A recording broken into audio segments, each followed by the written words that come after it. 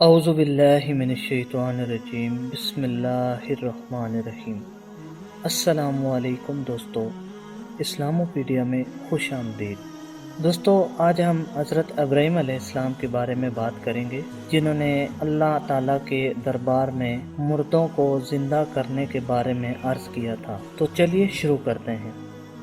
حضرت ابراہیم علیہ السلام نے ایک مرتبہ خداوند قدوس کے دربار میں یہ عرض کیا کہ یا اللہ، تو مجھے دکھا دے کہ تو مردوں کو کس طرح زندہ فرمائے گا۔ تو اللہ تعالیٰ نے فرمایا کہ اے ابراہیم، کیا اس پر تمہارا ایمان نہیں؟ تو آپ نے عرض کیا کہ کیوں نہیں؟ میں اس پر ایمان تو رکھتا ہوں، لیکن میری تمنا یہ ہے کہ اس منظر کو میں اپنی آنکھوں سے دیکھ لوں تاکہ میرے دل کو قرار آ جائے۔ تو اللہ تعالیٰ نے فرمایا تم 4 پرندے پالو اور ان کو خوب کھلاؤ پلاؤ اور ان کو اپنے ساتھ اچھی طرح مانوس کر لو، پھر تم انہیں ذبح کر کے ان کا قیمہ بناؤ اور اپنے ارد گرد کے چند پہاڑوں پر تھوڑا تھوڑا گوشت رکھ دو، اور پھر ان پرندوں کو پکارو تو وہ پرندے زندہ ہو کر دوڑتے ہوئے تمہارے پاس آ جائیں گے اور تم مردوں کے زندہ ہونے کا منظر اپنی آنکھوں سے دیکھ لو گے۔ چنانچہ حضرت ابراہیم علیہ السلام نے ایک مرغ، ایک کبوتر، ایک کوا اور ایک مور کو پالا۔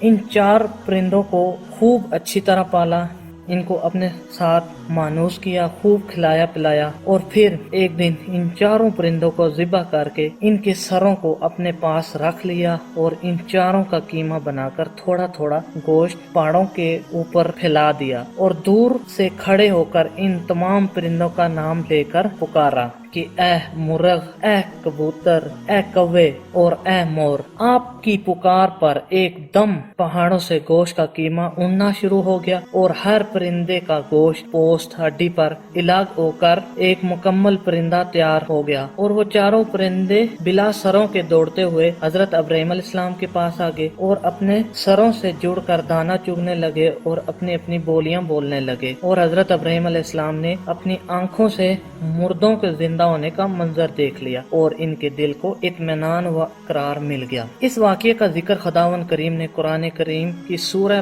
بقرہ میں ان لفظوں کے ساتھ بیان فرمایا، اور جب عرض کی ابراہیم نے کہ اے میرے اللہ، مجھے دکھا دے تو مردوں کو کیسے زندہ کرے گا، تو فرمایا کیا تجھے یقین نہیں؟ عرض کی یقین کیوں نہیں، مگر یہ چاہتا ہوں کہ میرے دل کو قرار آ جائے۔ فرمایا تو اچھا، 4 پرندے لے کر اپنے ساتھ خوب اچھی طرح مانوس کر لے، پھر ان کا ایک ایک ٹکڑا ہر پہاڑ پر رکھ دے اور پھر انہیں بلا، وہ تیرے پاس چلے آئیں گے پاؤں سے دوڑتے اور جان رکھ کے اللہ غالب حکمت والا ہے۔ دوستو، اگر آپ کو ہماری یہ ویڈیو اچھی لگی تو لائک اور شیئر ضرور کریں، ہمارے چینل کو سبسکرائب کیجئے۔ تب تک کہ نیکسٹ ویڈیو کے لیے اجازت دیجیے۔ اللہ حافظ۔ السلام علیکم ورحمۃ اللہ۔